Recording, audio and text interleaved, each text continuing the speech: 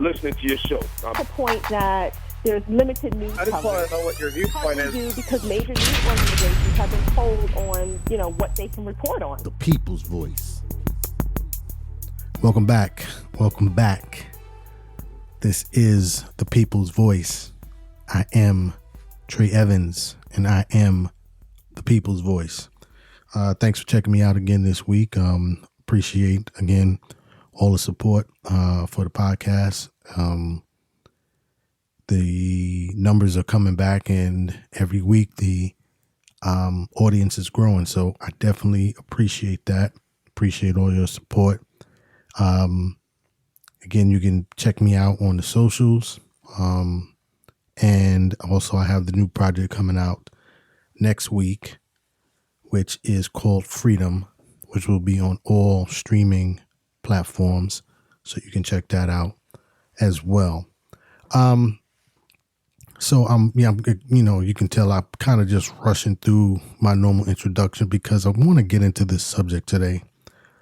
And it's one of those subjects that require a deep amount of, I don't want to say concentration, but it requires me to really be able to drill home, the point, or at least give a lot of information, detailed information is what I'm trying to search for about this topic. And so this week I want to talk about modern day slavery.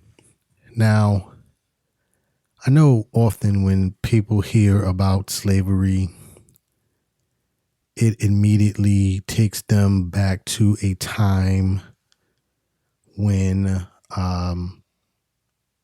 what is considered to be chattel slavery here in the United States, particularly here in the United States, once you say slavery, a lot of people go back to that period, right? 1600s, 1700s, 1800s, where slavery, in terms of chattel slavery, in terms of human slavery, was not only practiced, but was legal, right? It was legal to forcibly make individuals work for no pay and to brutalize them and to terrorize them into continuing to work in that manner. So when I say modern day slavery, many people kind of give you the dog head like, does that really exist? Well, it does. The form has changed, obviously, but not as significantly as many people would think.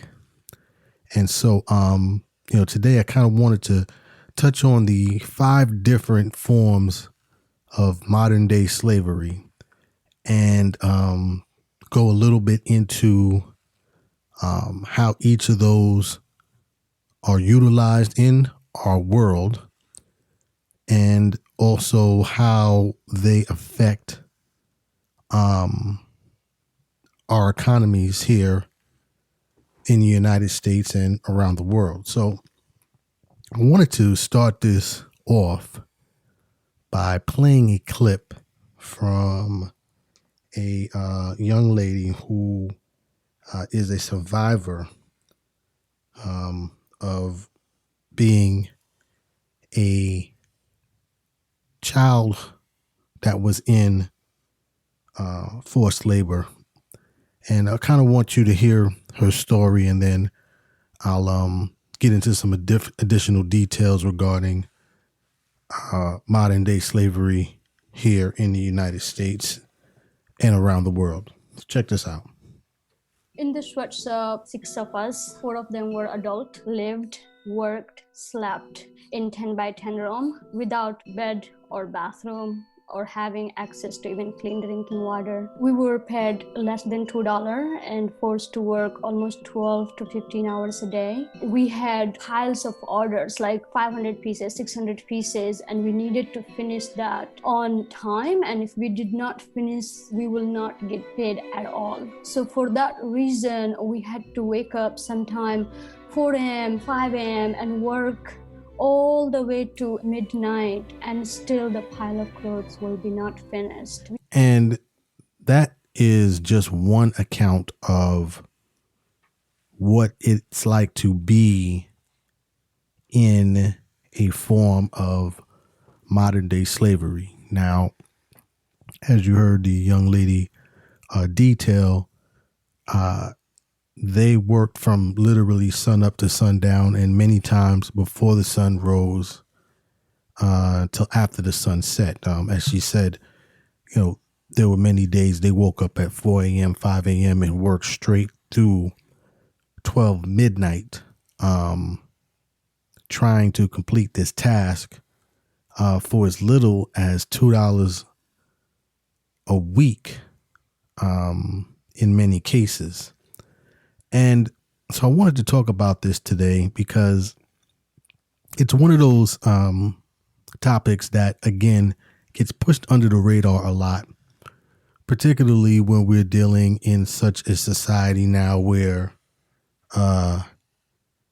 every news story seems to want to cover the carnage that is taking place somewhere around the world, which, don't get me wrong, I'm not saying that those things should not be covered, but I truly believe that media has a responsibility to cover stories that not just shed light on some of the unfortunate occurrences that occur in our society, but media is responsible for shedding light on those issues that don't get the type of coverage that's needed to expose some of the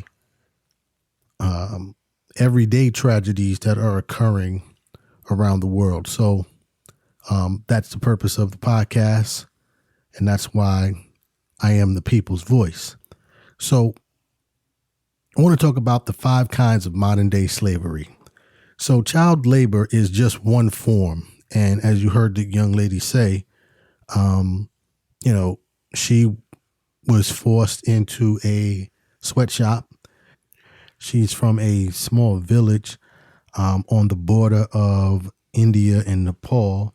And her story is, quite amazing. She, around 9-10 years old, she witnessed some horrific things, including her aunt being murdered. But she also saw her sister, her older sister, who was 12 years old, was forced into marriage. And in that region of the world, that is a common practice. But as 10 years old, 9-10 years old, she had the insight and the knowledge to know that that was something that she did not want to have to participate in. So she fled her village, and she ended up in a city right outside of Nepal, and ended up in working in a sweatshop. And the story that she told was her experience working in this sweatshop for hours on end, as she detailed. So that's one form of modern day slavery. But child labor is a huge issue throughout the world. Reading some information from the Source Intelligence, which is a website that kind of detailed a lot of this information in regards to modern day slavery, it breaks out the effects of child labor. And one of the first things that stood out to me was around the world, it notates that there are more than 134 million children that are currently working in forced labor. And they typically are between the ages of 5 and 17 years old. And it's not just working in factories and sweatshops. A lot of times these children are doing a lot of dangerous work, like working in mines. I saw another piece on NBC where they detailed the issue with working, with children working in mines, doing mica mining. And for those who may not know, mica is a type of metal that is used in so many different electronic devices, planes, cars. It's a metal, and it's used in these devices and cars and other transportation vehicles because it's a metal that doesn't heat. It doesn't heat up. So it's able to protect without heating up, which is obviously needed, a must-have when you are dealing with electronic components and also cars, vehicles, planes, things of that nature. But to go back, NBC did a piece on this where they went to Madagascar and they were interviewing families that were working in these mica mines. And these mica mines generate literally tons and tons of mica every year that is sent off to many countries around the world, primarily to China, because as you know, China is one of the largest manufacturers of at least, technology devices. And again, a lot of these parts, a lot of this metal is used in there. But anyway, they were telling a story about the mica mines in Madagascar, and the children literally work in these mines with their parents. And, they start off working in these mines 3, 5, 6 years old, and this is the only thing they know. And they work in these mines just as the previous young lady talked about, working in the sweatshop for hours on end. And, if you know anything about Madagascar, it gets extremely hot in the surface in terms of just outside conditions can get up to 100 degrees. And inside of those mines, it can get even hotter. And they're working in these mines, obviously don't have mining equipment, don't have proper ventilation, but many of them are forced into this type of labor because it is the only source of income in that region. It's the only way that they can properly take care of themselves. And what happens is that as they continue to work in these mines, as the adults do, they bring their children into it. And now you have another form of forced child labor that's taking place. And in terms of the pay, it's literally pennies on the dollar. I mean, you have whole families that work 7 days a week, sun up to sundown, and will make $3 a week. It's really a tough situation regarding this. But again, this is a form of modern day slavery that's not talked about. And, it is talked about, but it's not talked about enough. And, we want to be able to shed some light on that in terms of what's currently going on in our world. So that's just, again, one form of modern day slavery, which is child labor. Another form of modern day slavery is bonded labor. And bonded labor is often referred to as bondage or peonage labor.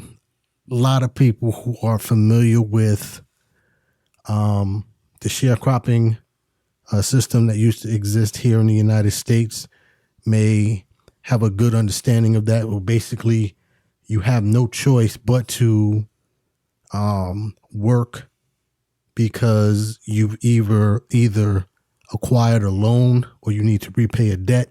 In order to pay that debt off, you're given work to do in a particular field or in a particular site, and you have to work in order to repay your debt. Well, it's set up that they pay you so little that you continue to borrow and borrow and borrow, that you never are able to repay your debt. And a lot of times you're basically working for nothing, because you're never going to be able to pay this money back. And this is a common practice that, occurs again in many eastern areas of the world, India, Pakistan, Bangladesh. And what happens many times is that it also converts into almost a form of human trafficking, because a lot of times what happens is individuals might take a loan to be able to be transported to another part of the world or to another country where they think things are going to be better. So they take out a loan, they pay individuals to transport them to these places. And then once they get there, they're told that they have to work to pay off the debt. And they're never able to pay off the debt. So this is a form of bonded labor, which is another form of modern day slavery. And it's estimated that almost 8 million people around the world are affected by this form of modern day slavery. So this is something that is currently occurring and, is part of the challenge with modern day slavery in our world today. So that's the second form of modern day slavery. The third form is state-imposed slavery, state-imposed labor, not state-imposed slavery, state-imposed labor, which, is a form of modern day slavery. And, here in the U.S., we're probably most insightful or most knowledgeable about state-imposed labor. State-imposed labor, for those of you listening around the world, here in the United States would be through our prisons and our prison system, particularly our federal and our state prison systems. And state-imposed labor is a forced labor that basically, when the state exploits workers for its own benefit. And this occurs, like I said, a lot of times in the state prison system here in the United States, where, prisoners will be put to work to manufacture all types of different goods and services, anywhere from customer service, literally, to picking up the phone and answering as customer service reps, to manufacturing goods. Matter of fact, it was discussed during the pandemic. A lot of state governments relied on prison labor to produce medical supplies. So a lot of the hand sanitizers and face masks were actually produced or manufactured by individuals who were part of the prison labor force here in the United States. And it's a form of modern day slavery because most times, not most times, all the time, that at least that I've known of, those who are in state prison get paid less than minimum wage. Many times earn less than $1 a day and still have to endure a lot of the same risk that many individuals who are paid thousands of dollars to perform the same task in a regulated labor system, where they receive the protections that many of these individuals who have been forced into, state labor don't have to or have to endure. So State imposed labor is a huge issue. It is another form of modern day slavery. And it's not just here in the United States where you have state imposed labor.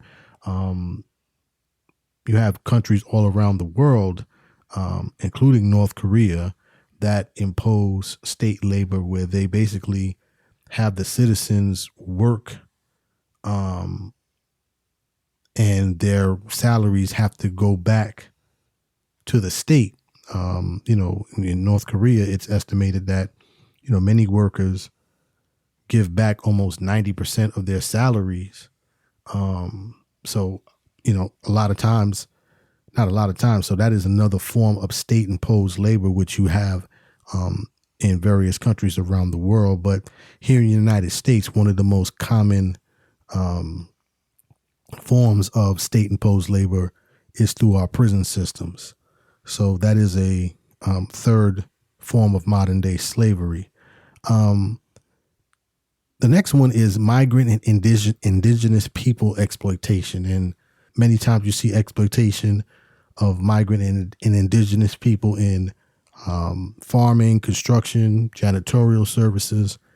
And it's a form of modern day slavery because, again, the pay, even though, in many of these cases, they are giving salaries or they're paying hourly wages to these individuals, these salaries and hourly wages do not come near the amount of the living cost in these various areas that they live in. So it's a form of modern day slavery, and it's done by design because they know that these individuals will depend on every cent that they get, and they'll continue to come back into work, even though they are making pennies on the dollar because they don't have any other alternatives.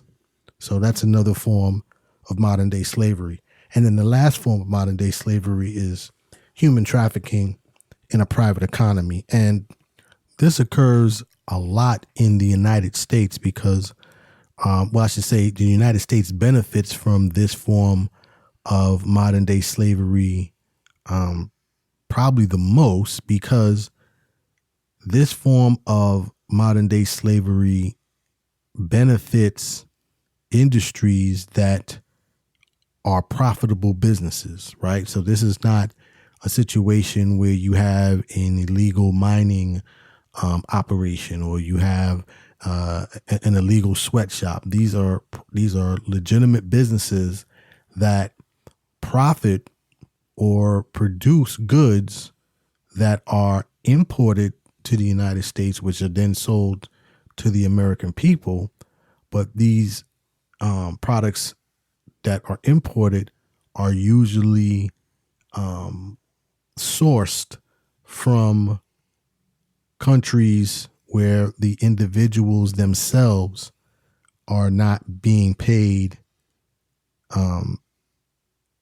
not even a living wage, but just a wage or a salary or a wage that allows them to live a fruitful life, or at least live a life above the level of being in a modern day slavery system. The United States, it's noted that the United States imports over 144 billion worth of goods into the country that are a result of forms of modern day slavery. And, the top 5 goods that are produced as a result of modern day slavery are in electronics, garments, fish, coca, and sugar.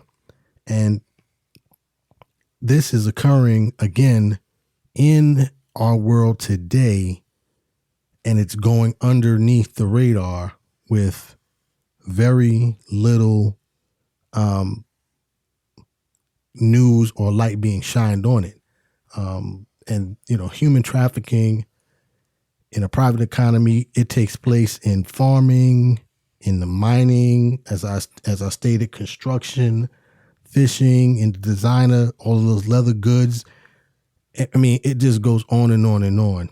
So again, let me just recap the 5 forms of modern day slavery: child labor, bonded labor, state imposed labor, migrant worker and indigenous people, and then also exploited or human trafficking in a private economy. So we've gone through what the issues are and the challenges. How do we solve this? Well, one of the ways that has been discussed multiple times is transparency. And transparency is key to solving this ongoing issue, because a lot of these companies and countries are able to operate in this way because there is no chain of visibility, right? There's no way to trace this back because the system that's in place is designed to cover up and hide a lot of these issues regarding modern day slavery. So, one of the key ways is visibility. Then also responsibility. Once this information is given and we are able to identify these companies, the consumer ultimately has to hold these companies accountable for the decisions that they're making regarding how they are sourcing these goods, and also how the workers who are responsible for producing these goods are compensated. It's really not about a boycott, because if you boycott these companies, then the individuals will not have the ability to generate any income. It's really about, again, making accountability and visibility at the forefront. And then once those are put into place, increasing the wages for these individuals, creating programs so children are not required to work in these environments, and not required to work at all, because in many cases in the child labor examples, these children are not even in school, literally. So this will be their entire lives. And obviously, when you're working in these type of conditions, life expectancy is greatly decreased, because you're working in dangerous environments, physical and eventually environments that could create additional health concerns or health issues down the line. So those are the 2 or 3 recommendations that I believe can help at least turn the tide a little bit on these different forms of modern day slavery.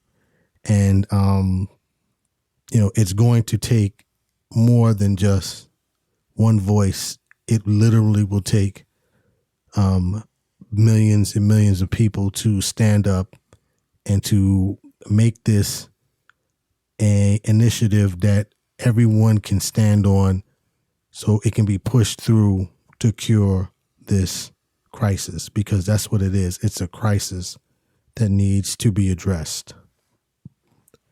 So I hope this was informative.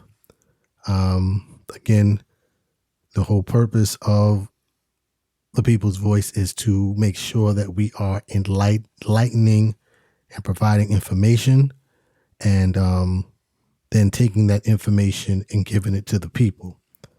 So, as always, dreams are not just for sleeping.